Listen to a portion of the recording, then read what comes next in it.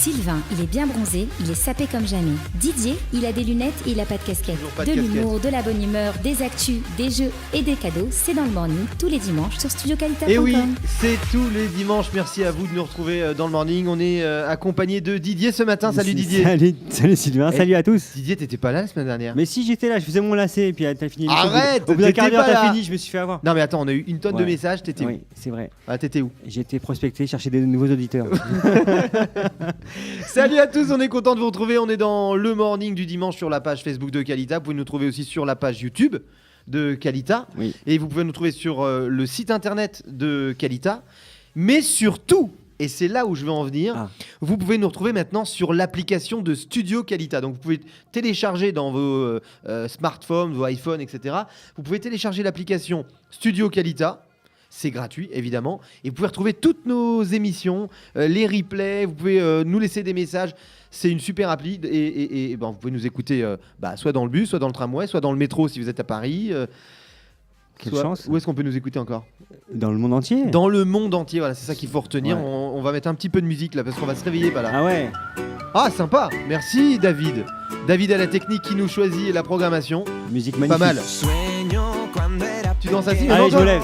Oh, Didier il se lève au matin. Eh ben levez-vous, on peut augmenter le son, c'est très sympa, voilà, ça met la pêche. Ouais. Tu connais ça? C'est Despacito? Non. Je connais qu'une chanson moi. Alors on nous a lancé quelques challenges, je vous préviens, on nous a lancé quelques challenges. On est en train de voir si on va être capable de les relever. On a eu des messages de votre part sur la page Facebook et sur le 052. 80-20, ça finit. Non, devinez quels sont les chiffres manquants. Voilà. On se rappelle plus du numéro de téléphone, mais on nous a laissé des messages. On nous demande de relever des challenges. Donc c'est terrible en fait. Voilà. Maintenant on a l'image des challengers quoi. C'est ça. Nous sommes des challengers. C'est un voilà. Alors aujourd'hui émission hyper spéciale puisqu'on reçoit David Lefrançois est un coach exceptionnel connu mondialement. On le reçoit dans l'émission. Alors je vous informe qu'on a enregistré cette séquence parce qu'il n'était pas disponible à tous les moments. Enfin en tout cas ce matin. Et donc c'est un entretien qu'on a eu avec lui qui est extrêmement intéressant, qui est un peu plus sérieux que ce qui se fait habituellement, mais qui reste très très sympathique. Et je vous invite vraiment à le regarder jusqu'au bout parce que c'est très très intéressant. Très belle rencontre. Juste après, on aura un canular haut de gamme. Et là aussi, je vous invite à rester avec nous. On se retrouve donc tout de suite avec David Lefrançois. A tout de suite.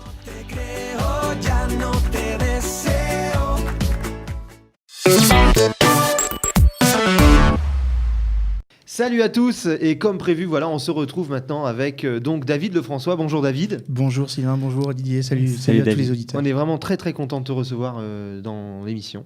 Ça me touche beaucoup, moi je suis très heureux d'être ici, voilà. C'est cool. Et donc, alors déjà, je vais peut-être te présenter pour les auditeurs éventuellement qui ne te connaîtraient pas. Alors, le CV est assez long puisque tu es formateur, tu es auteur de plusieurs livres, tu es coach stratégique. Aujourd'hui, je crois que c'est ton activité principale. Expert en neurosciences, j'aimerais bien qu'on en dise un mot tout de suite. Et donc, tu as été intervenant à la télévision et tu as fait des accompagnements sportifs. Les deux questions pour l'instant avant d'avancer. Coach sportif, c'est ton activité principale. Qu'est-ce que expert en neurosciences? Alors, les neurosciences, d'abord, je suis psychologue de formation. Et puis après ces études de psychologie, je me suis passionné pour qu'est-ce qui se passait concrètement dans le cerveau. Parce que dans le temps, on se disait que c'était le mental qui faisait tout. Et puis après, on s'est rendu compte que la biologie du cerveau, la façon dont est organisée et structurée les pensées, la matière, la chimie de ton cerveau, tout ça, c'était limite plus important que le système de pensée parce que ça venait avant. Donc je me suis dit, allons à la source. Et puis j'étais passionné, donc voilà. Donc pour revenir à ta question, les neurosciences. Est-ce que c'est parce que le but c'est répondre aux questions en même temps. Je l'ai perdu déjà, ça fait 2 minutes d'émission. Bon, la question n'était pas compliquée.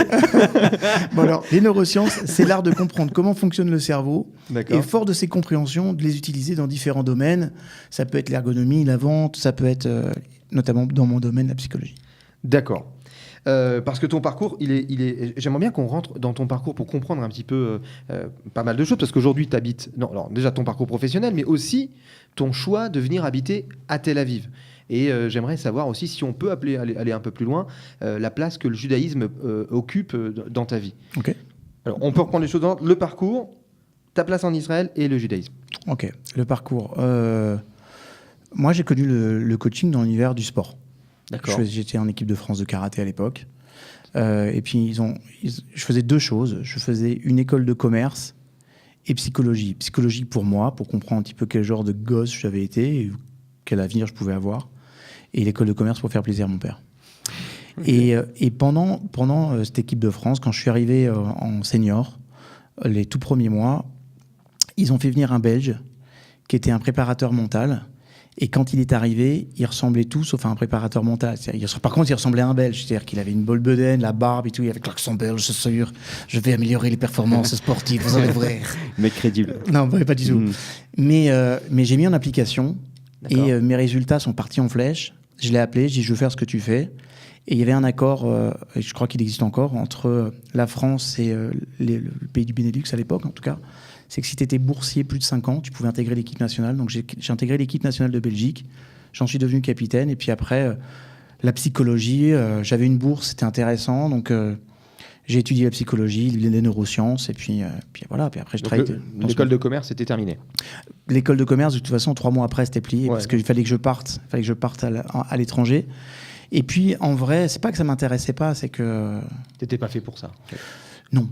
Voilà. Alors, le commerce, je sais que je suis fait pour ça. Puis, on l'enseigne. C'est un de mes instituts, ça s'appelle la Neuro Business School. Donc, on enseigne ça avec un de mes associés. Et ça cartonne vraiment, cet enseignement. Mais on touche plus aujourd'hui l'infoprenariat, les personnes qui vont aller sur le web ou des choses comme ça. Tu vois. Mais il y a forcément quand même un attachement à l'humain, une relation humaine très forte pour faire ce que tu fais. Tu peux pas être coach, aider des gens. Ça, c'est clair. Donc tu l'as ressenti aussi comme ça? C'était aussi cette partie-là de toi qui a fait que tu t'es dirigé vers ça? Alors, d'abord, moi, je vais être très franc avec vous. Quand j'ai fait psychologie, pour moi. Tous les psychologues ont besoin d'être accompagnés, en fait, en vrai. Et on se dit, je suis quelqu'un de bien, donc je vais faire des études de psychologie pour les autres. Mais on fait tous des études de psychologie pour soi. Voilà, donc on va commencer par ça, parce qu'on a tous des choses à comprendre de notre passé, des difficultés qu'on a pu vivre. Et puis après, tu te passionnes. Alors moi, j'avais une orientation sport de haut niveau. C'était un petit peu différent. C'était moins dans la dimension pathologique, mais quand même. Malgré tout, ouais. Bon, bien sûr. Et oui, j'aime profondément les gens. Ouais. Ça se voit. Moi, j'ai vu quelques vidéos. C'est vrai que ça se ressent dans les vidéos où tu étais assez proche de tes... Je vous invite à regarder sur YouTube David Lefrançois. C'est vrai que, ne serait-ce que par curiosité, tu es très proche de... T'appelles d'ailleurs mes chouchous. Tu es très, très proche. Et même dans les commentaires, les gens sont très chaleureux avec toi, comme s'ils étaient tes potes, quoi. En tout cas, c'est comme ça que je le tourne. C'est-à-dire que moi, par exemple, quand je tourne une vidéo, je fais une prise. Je fais quasiment pas de montage, sauf du montage un peu dynamique, tu sais, où tu vas rapprocher, reculer. Mais sinon, sur une traite, c'est du sincère, c'est du vrai, en une traite. Même si je dis une connerie, je me reprends et puis je repars. Et ça passe. Mais je fais comme si je parlais à un ami et ça passe très bien. Alors, ton arrivée en Israël, parce que tu as une école de coach, en fait, de coaching, on va dire, à Paris. Je viens d'en ouvrir une au Canada. Tu viens d'ouvrir une autre école à de Montréal, coaching à Montréal, d'accord. Mais alors, ton arrivée en Israël, ça s'est présenté comment? Ça s'est présenté sur un coup de tête et une réflexion qui m'a dégoûté en France, en fait. Je suis parti sur un dégoût. D'accord. Parce qu'il y a de ça, tu sais, quand il y avait eu, pendant l'été, il y a 3 ans, tu vois, il y a 3 ans, c'était la guerre ici, il y avait le dôme de fer, il y avait tout ça. Et il va se passer quelque chose à ce moment-là. Un ami qui s'appelle Monsieur Zemmour, Éric Zemmour. Ah, Éric Zemmour. Éric Zemmour. Parce que nous, on a un thérapeute dans l'émission qui vient toutes les semaines qui s'appelle David Zemmour, qu'on va retrouver tout à l'heure. Et donc, on parle pas de la même personne. Donc, Éric Zemmour. Éric Zemmour, il est sur France Télévisions. Moi, j'ai un contrat avec ce groupe-là aussi pour tout ce qui est expert en psychologie. Et il va dire une chose. Il va dire, voilà, il y a les attaques sur voie de fait en France sont... quand les personnes sont arrêtées, à 80%, on a des personnes d'obédience musulmane. Donc, et pour ça, il est passé à 2 doigts de se faire limoger. Et là, 2 jours après, on a juste 12 000 personnes qui crient à mort les Juifs, faut les égorger dehors. Et mon gouvernement n'a pas bougé. Il n'a rien fait. Et là, je me dis, en termes de valeur, j'ai un vrai problème. Pourquoi il y a deux vitesses.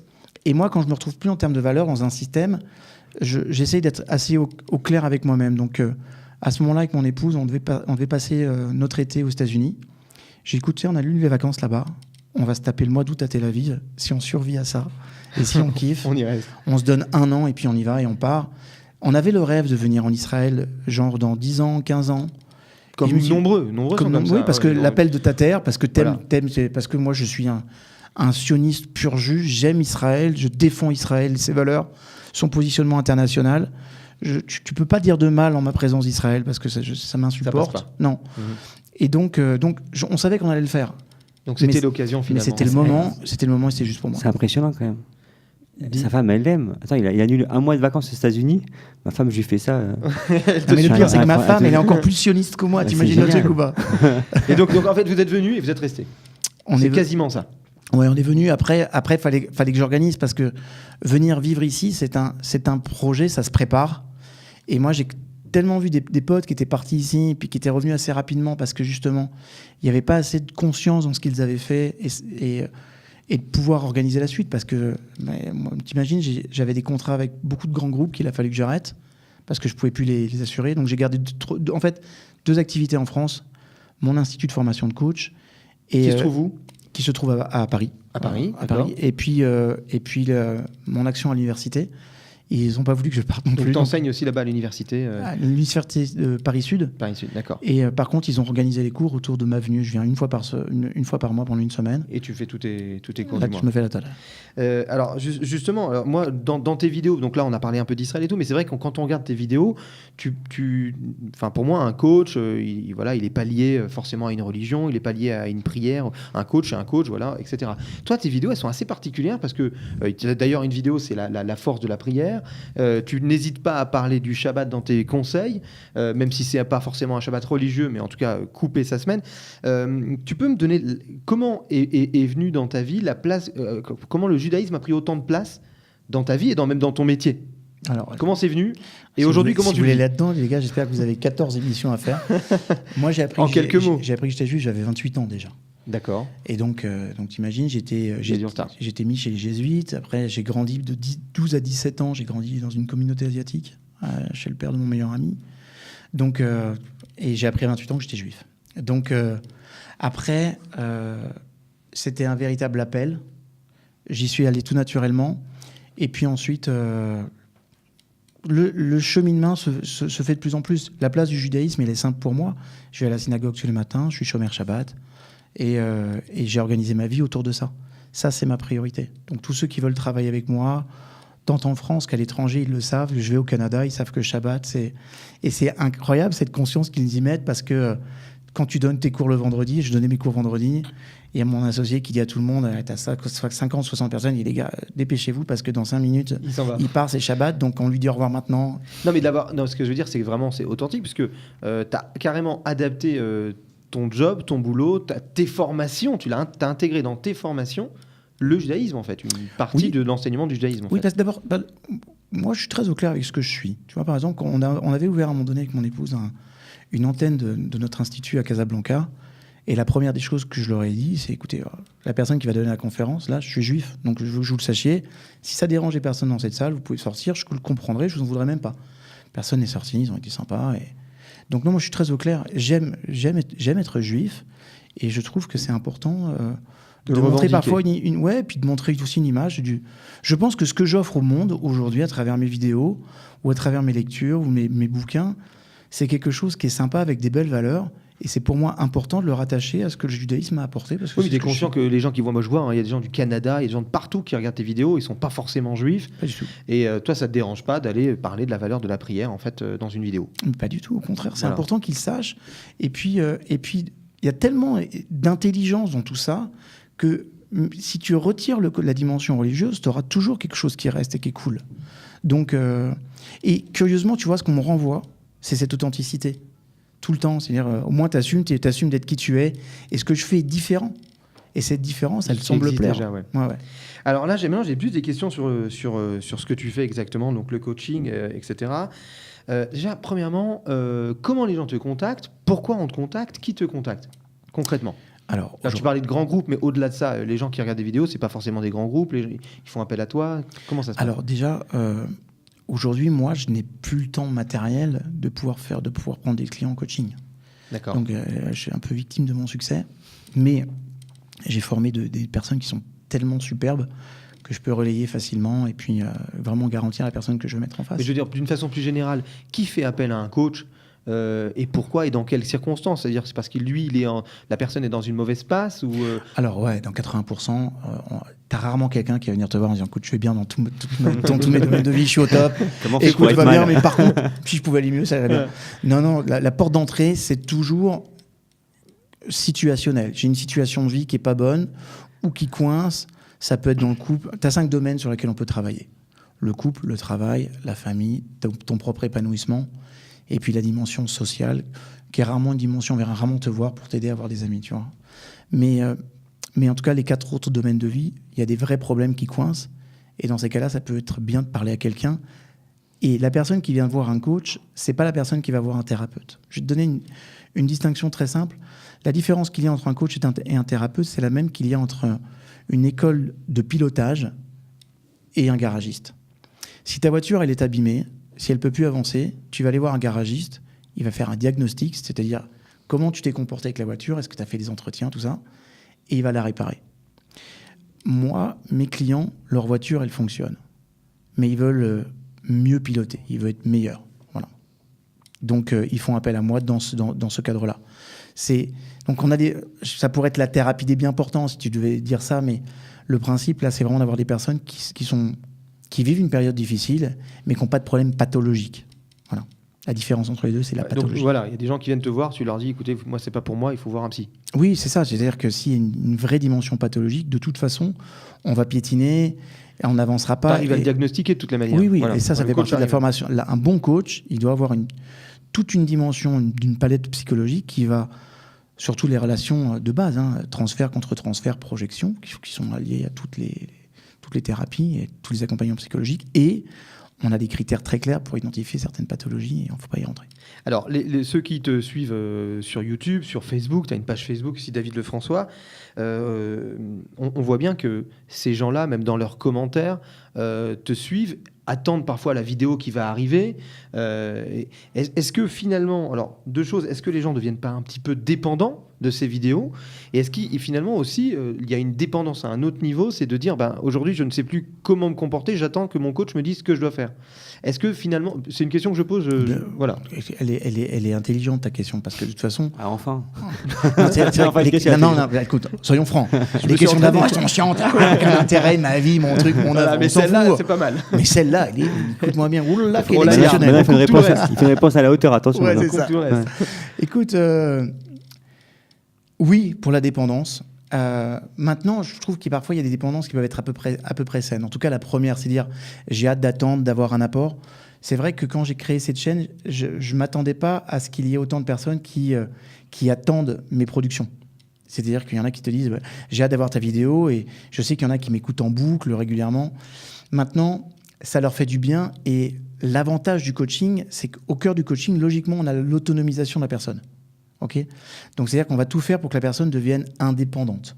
Ce qui n'est pas obligatoirement le cas de certaines approches thérapeutiques. Oui. Je balance pas. Okay. Non, mais c'est vrai que les psys, après, quand quelqu'un suit un psy, il le garde en général toute sa vie, quoi. Moi, j'ai connu une amie de ma mère. Elle a fait 45 ans de psychanalyse. Le premier 20 ans, il est mort. Et 25 ans, le second. Et à mon avis, elle va encore l'enterrer, le second. C'est énorme. Donc voilà, alors toi, ce que tu es en train de dire, c'est que dans le coaching, effectivement, il y a une période de dépendance, si je comprends bien, mais à terme, la personne, au contraire, on la rend complètement indépendante. C'est l'objectif. En tout cas, de toute façon, dans tous les systèmes du monde, tu as une personne, elle n'est pas bien. Il va y avoir d'abord une période de ce qu'on appelle de contre-dépendance. C'est-à-dire, je ne veux pas rentrer, je rejette le modèle, je n'ai pas besoin de me faire accompagner. Après, tu as une période, ce qu'on appelle de dépendance. Effectivement, la personne, elle a besoin. Donc appelons un chat un chat. Mais ce n'est pas une dépendance dite négative, c'est une dépendance qu'on va comprendre. C'est-à-dire qu'à ce moment-là, je dépends d'une personne dont l'expertise me permet de passer à un niveau supérieur dans ma vie. Et j'ai décidé que c'était mon choix. Donc il y a quand même une logique de conscience derrière tout ça. Et après, le professionnel doit amener justement à cette personne à devenir indépendante et après interdépendante. C'est-à-dire indépendante, mais je sais communiquer, je sais agir avec les autres. Donc tu as toujours une phase dans laquelle, tu as des périodes de vie où on a besoin de quelqu'un, et c'est important aussi de pouvoir le revendiquer. Et nous, c'est important aussi de l'assumer, cette partie-là. Pour toi, c'est provisoire, quoi. C'est provisoire, voilà. C'est provisoire, et c'est c'est ce qu'on observe au quotidien. Donc de dire, nous ne favorisons pas la dépendance, bien sûr, on ne favorise pas la dépendance. Mais il y a un moment donné, il est clair qu'il y a des situations de vie dans lesquelles, parfois, certains clients dépendent de toi. Et c'est aussi important que toi, tu aies cette conscience-là pour que tu élèves ton niveau de professionnalisation pour être proche d'eux et les aider. À force d'entendre des fois la vie des gens, qui est parfois forcément pas simple, alors ça, plus ça, plus ça, plus l'autre, ça te perturbe pas au bout d'un moment? Ça te déstabilise pas? Non, ça me déstabilise pas parce que d'abord, j'ai une bonne hygiène de vie par rapport à ça. Et cette hygiène de vie, elle passe d'abord par le fait d'avoir une vie avec mon épouse, avec mes enfants, qui compte. C'est-à-dire que quand je suis dans un domaine, j'embarque pas l'autre. Ensuite, j'ai de multiples activités. C'est-à-dire que, tu vois, produire une vidéo, je sais que ça va faire du bien aux gens. Et donc, ça c'est positif. Et je sais faire la part des choses. Et moi, j'ai cette capacité, justement, même quand les personnes vont pas bien, j'ai cette chance de tourner un peu de la dérision qui fait que, portons un regard un peu déjà moins dramatique sur ta situation, et ça ira beaucoup mieux. Tu sais, le rabbi disait, pense bien et tout ira bien. Ouais. Et moi, je suis au cœur de ce que je fais. Donc, tout ce que tu vis, si tu le vis pas bien, c'est que déjà ton système de pensée, la façon dont tu les organises, ça va pas. Viens, on change ça. Tu disais quelque chose juste hors antenne. On était hors antenne, on préparait l'émission, on parlait ensemble. Et tu disais effectivement, c'est pas forcément bon quand on a un petit point noir dans la vie, une petite chose négative qui arrive, et ben d'en parler, de la ressasser. C'est pas qu'il faut en fait faire comme si faire un déni, mais le fait d'en reparler, d'en parler à l'un, de se ressasser, effectivement, c'est ça qui entretient le négatif. Toi, tu dis finalement, c'est l'inverse qu'il faut faire. C'est construire du positif autour de nous pour finalement effacer le négatif. C'est peut-être un peu léger que la façon dont je le dis. Non, mais quand on a préparé, il a mieux dit. Tu me dis, j'en ai eu le sentiment. Mais je ne voulais pas le dire. Non, en fait, si tu veux, ce que les neurosciences disent aujourd'hui, moi, quand j'étais il y a de ça 2 ans à Salt Lake City, il y avait l'un des plus grands rassemblements neuroscientifiques dans le monde.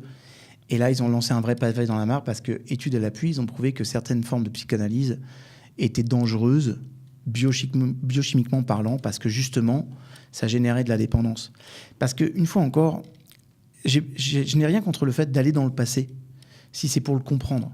Mais si c'est pour y rester et de revenir à chaque fois là-dessus, en fait, si c'est en plus un traumatisme, tu augmentes la conscience de ce traumatisme, tu augmentes les liens neuronaux de ce traumatisme, tu deviens, si tu veux, intelligent de ton traumatisme, mais tu ne changes pas pour autant. Alors que le job, c'est que la personne, elle s'en sorte. Je vais te donner un exemple. Tu tombes dans une fosse à purin. Qu'est-ce que tu fais? Ton premier réflexe, c'est de sortir de la fosse à purin. Tu vas te nettoyer. Et puis après, tu vas lire des livres savants sur le purin pour comprendre ce que c'est que le purin. Eh ben, il y en a qui restent dans la fosse à purin, ils sortent juste la tête, puis ils disent « Qu'est-ce que t'en penses ?» Et viens, si tu veux, la semaine prochaine, on y revient. Mais non, c'est humain de dire « Quand je suis pas bien, il faut que je m'en sorte. » La vraie logique humaine, elle est là. Et c'est pour ça que je trouve que le coaching, c'est une révolution. Alors, ça bouscule aussi l'ordre établi de notre... de notre façon de penser au niveau de la psychanalyse, quoi. Ouais. Mais bon, mais tant mieux. Il fallait changer les choses aussi. Alors, enfin, et ce sera la dernière question avant qu'on ait... on a des gens qui sont inscrits sur Internet qui voulaient te poser des questions en ligne. Et donc, la dernière question avant qu'on ait une auditrice, est-ce qu'il y a, au niveau des gens qui font appel à toi et au niveau des résultats surtout, une différence entre, les âges et les hommes et les femmes? Est-ce que c'est plus des hommes, plus des femmes? Il y a plus de résultats avec les hommes, avec les femmes, ou les personnes âgées, les personnes jeunes? Est-ce qu'il y a une analyse qui est comme des statistiques qui sont faites? Ouais, on a des statistiques parce qu'en fait, moi, si tu veux, j'ai formé 1600 coachs sur un bassin francophone et on les suit quasiment tous. Tu vois, donc c'est-à-dire comme j'ai mis en place un système dans lequel je continue à les former au fil de l'eau gratuitement. J'ai plein d'informations, on a des retours, ils nous renvoient leurs besoins, donc on sait à peu près ce qui va. Et au sein de mon institut, j'ai créé un institut de recherche. On fait de la recherche pure aujourd'hui. Donc, on a des vrais retours. L'homme, quand il consulte, c'est souvent sur une logique de performance. La femme, quand elle consulte, c'est souvent sur une logique de savoir-être. Et l'homme, la plupart du temps, se trompe. C'est-à-dire, plutôt que d'aller sur une logique de performance, il devrait aller sur une logique de savoir-être. Et de faire un travail sur l'être beaucoup plus en profondeur. Donc, c'est souvent ce vers quoi on va l'amener, mais ça peut être de la performance pure. Sur les âges, il n'y a pas d'âge où on bloque. Pas en dessous de 13 ans, faut pas prendre avant la bar mitzvah. Même 14-15 ans déjà. Il y a des personnes, moi, j'ai des stagiaires à moi qui sont spécialisés dans l'accompagnement des adolescents. D'accord. Alors après, il faut juste adapter un petit peu la psychologie de transition infantile. C'est une psychologie qui est particulière. Mais avant 13 ans, tu ne peux pas parce que le lobe préfrontal n'est pas formé. Et le lobe préfrontal, il se forme 12 ans pour la femme.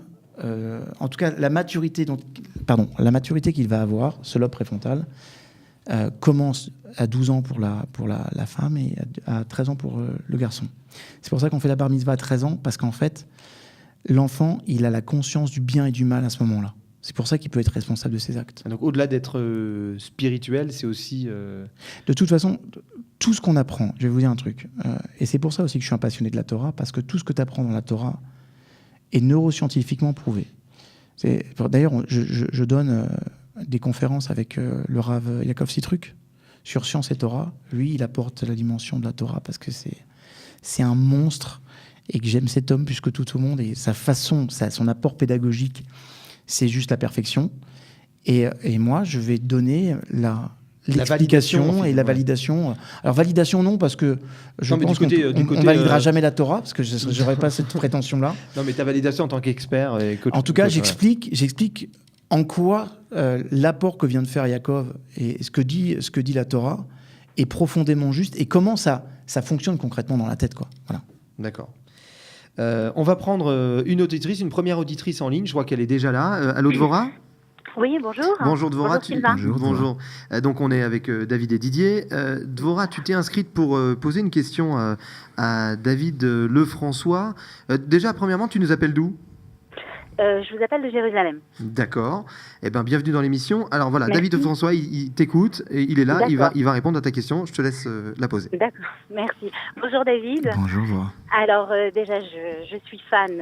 Je suis abonnée à ta chaîne YouTube et sur Facebook aussi. Bon, je vois pas toutes les vidéos, mais j'en ai suivi pas mal. Raccroche tout de suite. Laisse tomber. On passe à une autre auditrice. Allez Dvorah, je te souhaite une très bonne journée. Ça m'a fait plaisir de t'entendre. Des vrais fans, avec des vrais passionnés. Oui, c'est quoi, si vous voulez, des vraies personnalités. mais toutes les vidéos que j'ai vues m'ont apporté énormément. Merci. Alors voilà, j'avais une question. J'ai vu dernièrement la vidéo que tu as fait à New York qui s'appelle « N'acceptez pas ». D'accord. Tu avais rencontré la concierge et elle te racontait ses petits problèmes et de la vie, et puis elle te disait c'est comme ça de toute façon. Et donc tu expliquais dans cette vidéo qu'on devait pas accepter des situations qui nous plaisaient pas, qu'on devait pas accepter la vie d'une manière générale si c'était pas ce qu'on avait envie. Alors moi la question elle est comme ça. Il y a des choses. Alors, je suis d'accord quand on parle de personnes qui se sentent victimes entre guillemets, victimes de leur vie. C'est-à-dire que tout ce qu'ils font, c'est comme ça, je peux rien faire, c'est comme ça. Donc un peu le côté victime. Mais quand on n'est pas comme ça et quand on est plutôt, alors on se bat au jour le jour et on fait beaucoup de choses. On essaye de changer énormément de choses dans sa vie. Mais il y a des moments où on est bien obligé d'accepter certaines situations. On peut pas se battre sur tous les fronts. Et puis, je sais pas, mais par exemple, je suis maman, je suis épouse, j'ai des responsabilités, j'ai fait des choix dans ma vie, justement d'être maman, de me marier et tout ça, j'ai des responsabilités. Et même s'il y a des fois, j'ai pas envie de faire la vaisselle, de faire certaines choses, c'est comme ça, la vie elle est comme ça, j'ai fait des choix, il faut que je prenne mes responsabilités. Et faire les choses, c'est comme ça.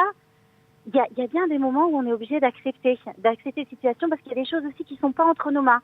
Ou alors, je vais te donner un autre exemple qui est un peu idiot. Une chose que j'aimerais changer. J'aimerais changer une chose dans ma vie, c'est arriver à l'heure. J'arrive très souvent en retard et ça me met les nerfs. Ça m'énerve d'être en retard. Donc, je fais plein de choses dans ma vie pour essayer d'arriver à l'heure. Donc, je m'organise, et puis, il y a des moments, j'arrive en retard. Mais je suis obligée de l'accepter mais c'est pas parce que j'ai pas fait les choses comme il fallait, mais parce que j'en sais rien, il y a eu des embouteillages à ce moment-là, il y a eu des trucs. Alors... quand j'accepte pas cette situation, je pète un câble. Parce que ça me rend dingue, parce que j'ai fait tout ce que j'avais à faire, je suis quand même arrivée en retard. Bah, Alors, c'est comme ça. Dvora, je pense, la question, je n'ai même pas besoin de la reformuler, je crois qu'elle est très claire. Moi, j'ai pas entendu la question. T'as fait une vidéo. En fait, Dvora, il y a un truc, c'est. On voit que tu as manqué des vidéos parce qu'en fait, j'ai une vidéo sur l'acceptation. En fait. Non, mais t'as fait une vidéo. Non, mais ce que tu dis. Quelqu'un n'a pas compris, simplement. C'est celle-là qu'il faut. Alors, Dvora, est-ce que tu veux parler d'une vidéo ce que tu as expliqué, tu parles d'une concierge qui En fait, te moi, disait... j'étais à New York et je racontais que juste avant de partir à New York, il y avait une concierge que je crois, et ça va, elle me dit non, ça va pas, non, mais c'est comme ça. Et en fait, j'expliquais il faut pas accepter cette résignation. Subir sa vie. Ouais, et j'expliquais à quel point, non, il y a un moment donné, il faut pas rentrer là-dedans. Mais en fait, ce que tu expliques, voilà, la question est claire. Elle dit, mais on peut pas. Heureusement qu'on peut pas tout accepter. Non, là, en l'occurrence, l'objet de cette vidéo, c'était vraiment de dire, j'accepte ma condition de vie en règle générale, parce que c'est ça qu'elle était en train de m'exposer. Oui, Maintenant, de toute façon, on ne peut pas évoluer sans accepter. C'est-à-dire que tu ne peux pas changer. Il y a deux choses qui vont être la condition du changement. D'abord, accepter la situation telle qu'elle est avec un maximum de vérité. Et ensuite, aimer la situation. C'est-à-dire le plus grand pouvoir de transformation, ça va être l'amour. Mais c'est juste, il y a un moment donné, en fait, moi, ce qu'elle me renvoyait, cette dame, et Dieu la préserve, mais j'avais accepté une condition de vie qui ne me convenait pas, ça me renvoyait une sorte de médiocrité et je voulais dire non. Globalement, il y a des choses, je ne dois pas accepter ma condition de vie si elle ne me convient pas. Et oui, il y aura, dans tout ça, dans la construction de ce que je suis, il va falloir que j'accepte. Et moi, j'aimais bien cette ces phrases de Marc Aurèle qui disait « Dieu, donne-moi la force de changer ce que je peux changer, le courage d'accepter ce que je ne peux pas changer et la sagesse d'en faire la différence. » C'est-à-dire qu'on est mû par deux forces. Je veux changer, il y a des choses que je dois changer, j'ai le pouvoir de changer. Et ça, là, dans ce domaine-là, pas d'acceptation de la médiocrité. Et puis, il y a des choses... je vais te donner un exemple tout bête. Moi, je suis un sportif. Et là, j'ai des entorses à répétition sur mon genou. Et je m'aperçois que dans les arts martiaux, tout ce qui est pied-point, mon jeu de jambes, c'est mon truc préféré, j'adorais. J'ai 46 ans, il va falloir que je me calme de ce côté-là. Et que peut-être je change mon plan d'entraînement parce que... Ça fait 6 mois que je me traîne une entorse parce qu'à chaque fois que je refais du sport, je me blesse parce que je suis impatient. Donc, il faut accepter aussi la condition de mon âge. Il y a des choses qu'on doit accepter, mais je n'accepte pas d'arrêter de faire du sport, d'être en pleine forme et de pratiquer. Ce serait quoi l'astuce que tu donnerais à Dvora par rapport à ses retards, justement ? Qu'elle n'arrive pas, elle dit, voilà, moi je suis tout le temps en retard. Est-ce qu'il y a quelque chose qu'elle peut faire ? Alors pourtant, elle dit, moi je m'organise, tout est prêt, les enfants sont prêts à partir, etc. D'abord, il y a aussi un truc. Je dirais, tu ne mets pas tant la pression que ça. Il y a un moment donné, il y a tellement pire que ça dans la vie. C'est pas si grave, ouais. Non, et puis de toute façon, on vit dans un monde dans lequel, même si on pense que tout est organisé, tout est très désorganisé. Et Dvora, c'est une mère de famille. On sait ce que c'est qu'une mère de famille. On sait tout le... C'est-à-dire qu'une mère de famille, elle a 2 boulots, en fait, en vrai. La plupart du temps. Quoi qu'il arrive, à plein temps, mais full-time job. C'est 24 heures sur 24. On n'est pas dans les 35 heures, là. Donc, il y a des paramètres, il y a des choses. Il faut juste aussi mettre un peu plus de coulicitude. Tu vois, c'est ça, le lâcher prise. Ouais, Kung Fu Panda, il serait là, il dirait une pression. C'est ça, pas se mettre une pression en se disant je dois être au top du top tout le temps. Oui. C'est la différence entre perfectionniste et idéaliste est très simple. C'est le perfectionniste. Moi, j'ai jamais rencontré de perfectionniste heureux personnellement. Donc ça, c'est un principe de base. Mais qu'est-ce que je peux faire dans l'idéal ? Est-ce que j'ai fait mon max ? Si la réponse est oui, que j'arrive en retard, j'arrive en retard et puis c'est tout. Voilà.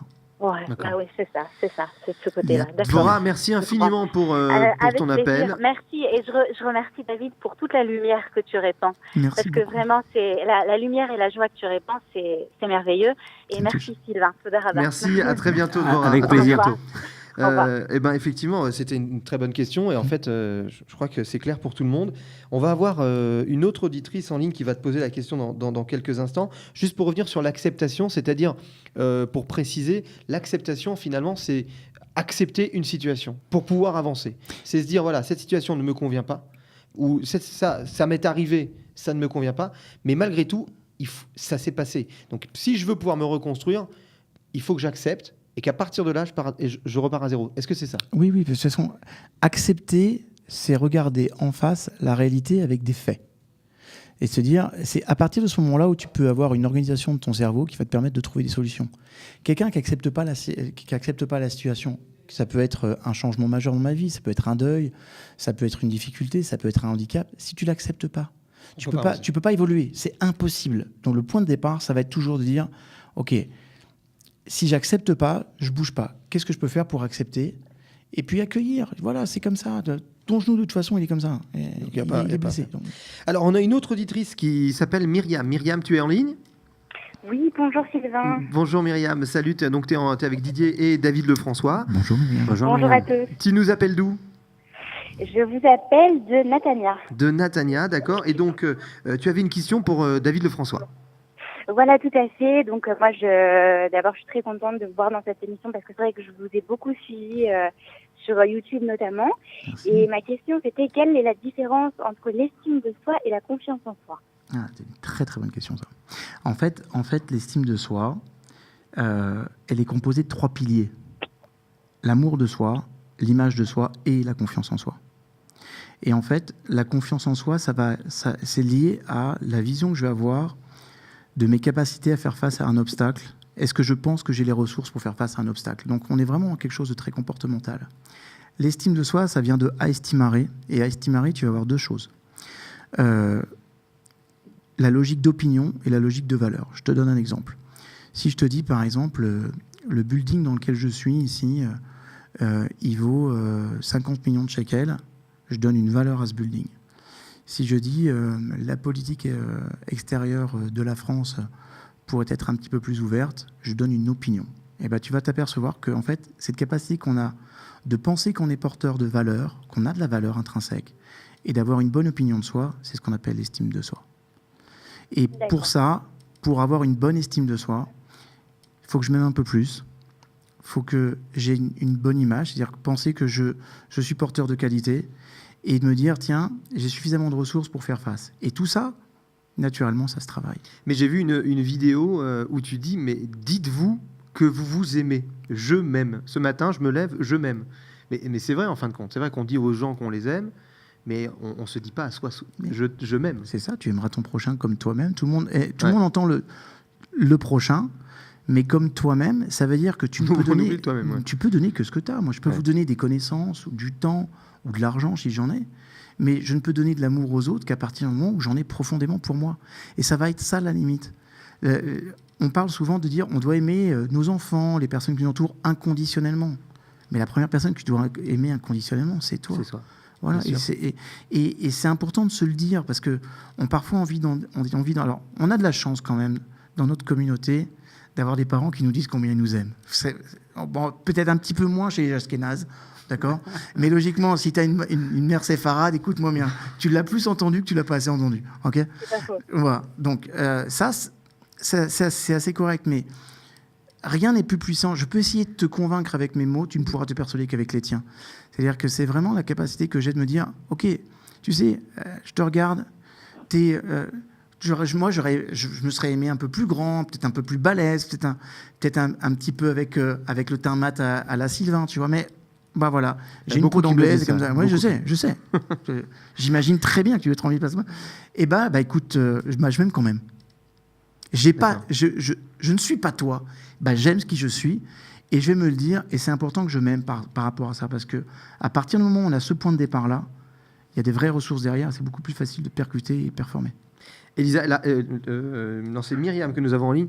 La réponse est claire pour toi, Myriam ? C'était parfait, merci beaucoup. Du coup, je m'aime très fort. Mais nous aussi, on t'aime, Myriam. Et ça, tu vas voir que ça va renforcer encore plus les choses. Voilà. Merci beaucoup, en tout cas. Merci beaucoup, Myriam, de ton appel et de ta fidélité. Au revoir. À très bientôt. Oui, c'est vrai que la confiance en soi, en astuce au quotidien, est-ce que tu aurais une astuce, on fonctionne comme ça un peu avec les astuces, une astuce du quotidien pour reprendre souvent confiance en soi qu'est-ce que tu nous dirais ? Mettez-vous plein de petits défis. Parce qu'en fait, il y a... En psychologie positive, on appelle ça la théorie de l'investissement. C'est-à-dire qu'on pense que quand on va faire une chose une fois d'exceptionnel, ça va me filer la confiance. Bah souvent, après, en fait, ça génère plus d'angoisse que de confiance parce qu'on se dit, j'ai fait un truc exceptionnel, est-ce que je vais pouvoir le refaire ? Et du coup, tu redoutes. Alors quand tu multiplies au quotidien les petites actions, les petits défis, d'aller parler à une personne, de décrocher un téléphone alors que tu n'osais pas, d'aller rendre ton produit alors que tu n'osais pas le faire, à chaque fois que tu vas oser un peu, tu vas augmenter ton capital. Et ce capital, le jour où tu vas être confronté à quelque chose de fort, il sera beaucoup plus facile à affronter. Et la deuxième chose que je donne, c'est développer votre niveau d'intégrité. Je dis une chose, je dis ce que je fais ce que je dis, sur plein de petits trucs, et je ne démords pas de ça.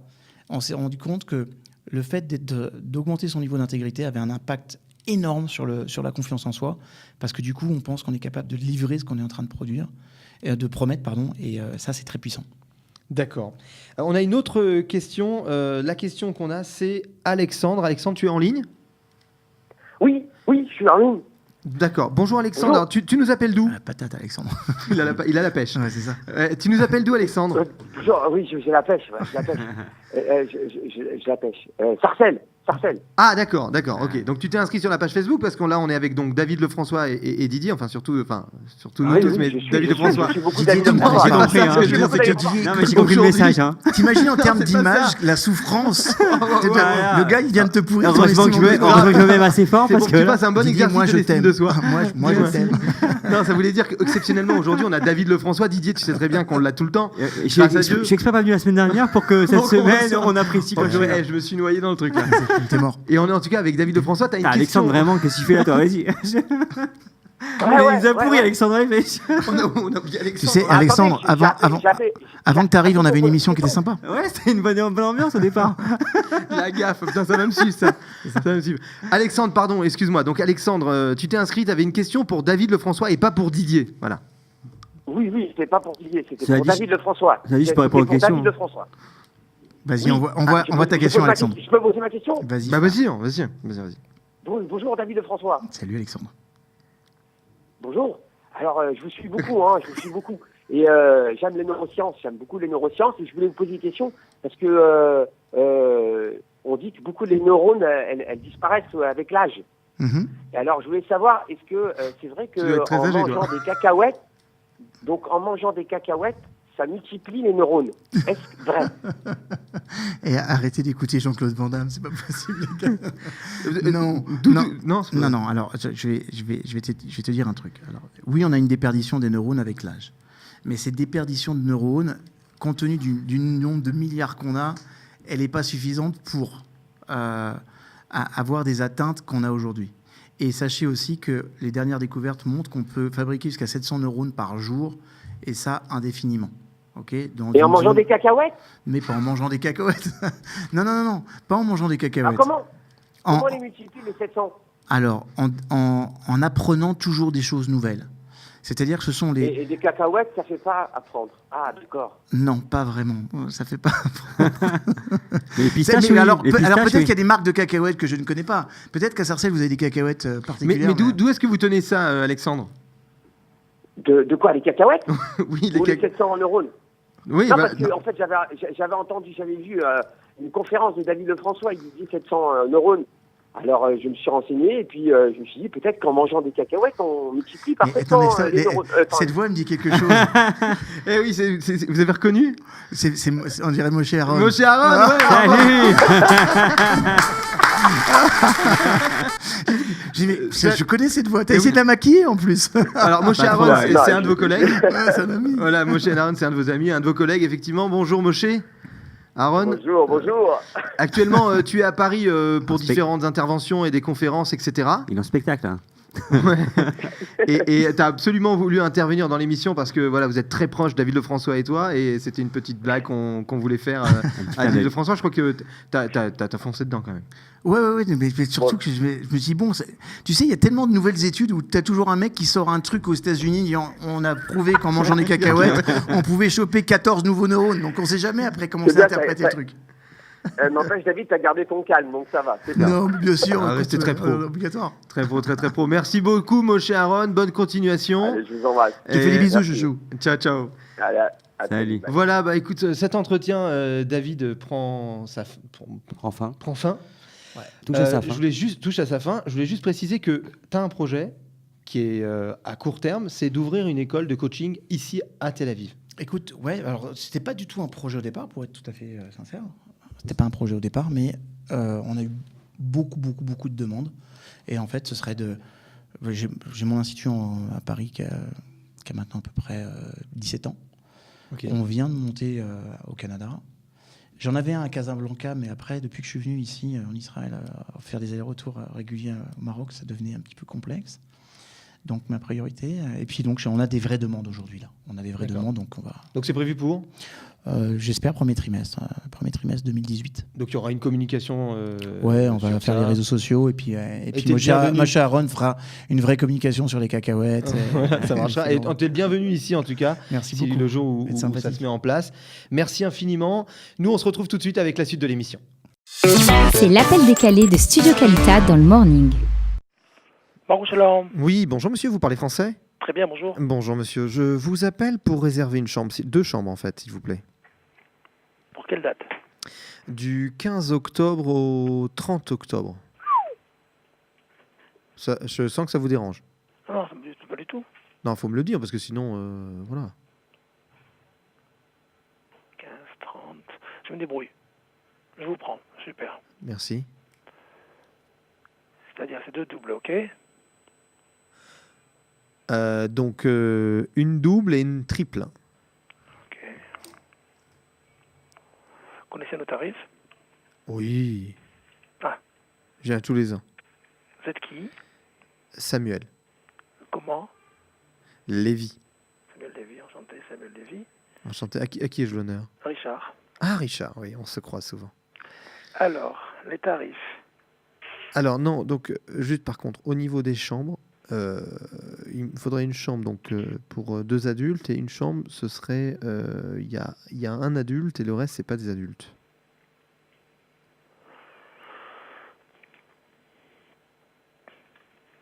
C'est-à-dire, c'est quoi ? C'est un adulte des enfants ?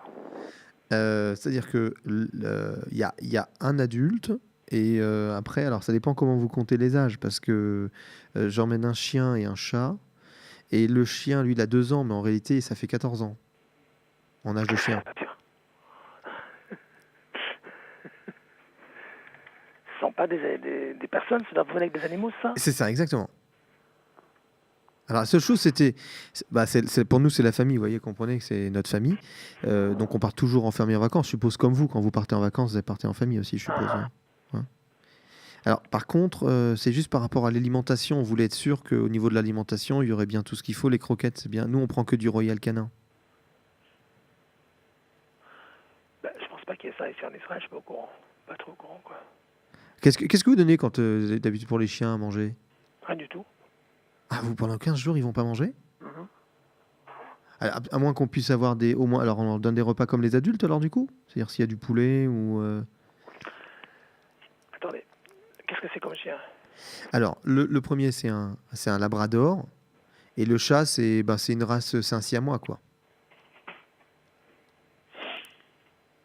Il faut que je vérifie, voir si c'est possible, quoi. Je veux dire... Ah moi, tous les ans, habituellement, ça pose pas de problème. Hein. Et puis, ils sont très, très propres. Hein. Il n'y a pas de problème. Hein. À la limite... Vous êtes déjà venu chez nous avec les chiens ? J'entends pas comment ? Vous êtes déjà venu chez nous avec le chien et le chat ? Ah, toujours. Pendant 15 jours ? Ah, toujours. Hein. L'autre fois, on était resté l'année dernière que 5 jours. Hein. Oui. Ouais. Bon, déjà, quand vous comptez revenir, ça veut dire que c'est positif. Alors, oui, on a 15 octobre. Cette année, c'est-à-dire qu'on vient pas avec le perroquet cette année, parce qu'il est décédé cet été. Vous avez également un perroquet ? Oui, mais il est décédé cet été. À force de répéter toutes les bêtises qu'on dit. Alors, il y a une chambre double, c'est pour 2 personnes. Ouais. Et la chambre d'après, c'est une chambre pour combien de personnes ? Alors pour 3, donc il y a un adulte et puis il y a le chien et le chat.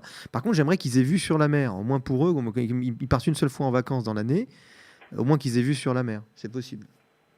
Pour eux, quoi. Nous, c'est pas grave, mais eux, vu qu'ils restent toute l'année à la maison... Vous les prenez au bord de la mer, vous l'amenez avec vous, c'est mieux, non ? Non, mais mais au moins que le soir, avant de s'endormir, ça leur fera du bien pour bien dormir le soir. Mon chien, le labrador, il a besoin quand même de se détendre. Hein. Toute l'année, il est stressé quand même. Hein. Vous voulez le tarif en petit déjeuner ou en demi-pension ? En pension complète, même si c'est possible. Hein. Demi-pension, je fais. Demi-pension, alors demi-pension, on va faire demi-pension. Par contre, on voudrait une table à 5 qui serait tout le temps à côté de là-bas, au bout, dans le réfectoire. on voudrait toujours cette table-là, parce qu'à 5, on est bien comme ça. Et puis moi, je peux mettre par terre, si jamais il y a besoin pour le chien, le chat, au moins qu'il puisse s'installer correctement. J'ai un problème, je crois, monsieur. Là, je pense pas que c'est faisable. Ah, vous voulez qu'on se mette plutôt au centre de la salle? Non, je peux pas accepter en salle à manger des animaux, c'est pas possible. Il y a des gens qui vont faire des réflexions. Attendez, monsieur, c'est quand même mes chiens, ça veut dire pourquoi pas? Pourquoi vous Je suis d'accord avec vous, mais bon, je veux dire, c'est un établissement qui. Je peux pas accepter. Il y a des gens qui me font des.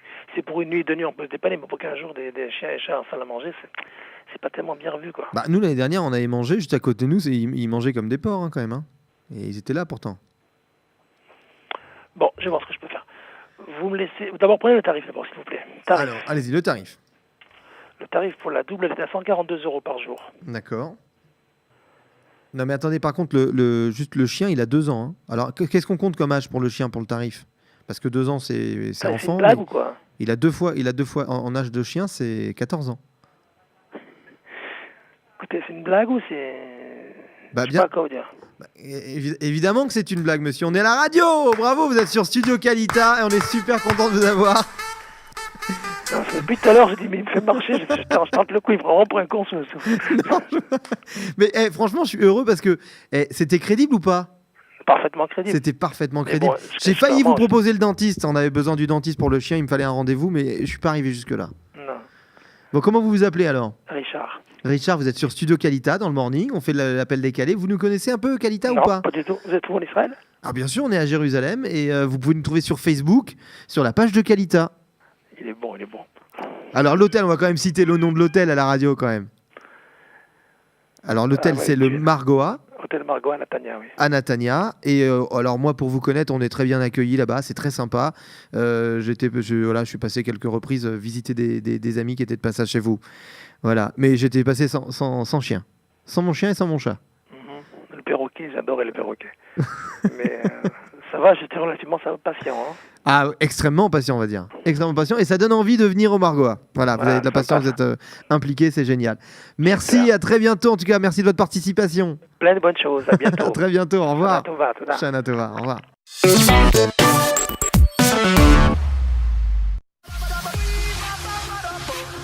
Voilà, l'émission touche à sa fin. Oui. On a eu quand même une émission spéciale avec David Lefrançois. Voilà, donc on était content d'avoir des auditeurs qui se sont inscrits, qui nous ont demandé de pouvoir poser des questions. Voilà, si vous aussi vous avez des questions à poser, vous voulez faire intervenir une personnalité dans l'émission, voilà, n'hésitez pas. Nous, on peut prendre contact avec elle. Vous pouvez nous poser des questions. On pourrait intervenir en direct dans l'émission avec un immense plaisir. Le canular était vraiment très sympa aussi. Oui, bravo. Voilà, bravo. Merci aux intervenants. Ça, c'est toujours très très sympa. Et nous, on se retrouve donc la semaine prochaine avec une nouvelle émission pour le morning, comme tous les dimanches sur la page Facebook de Qualita. Salut Didier. Allez, salut Sylvain. À la semaine prochaine. Ciao, ciao, ciao.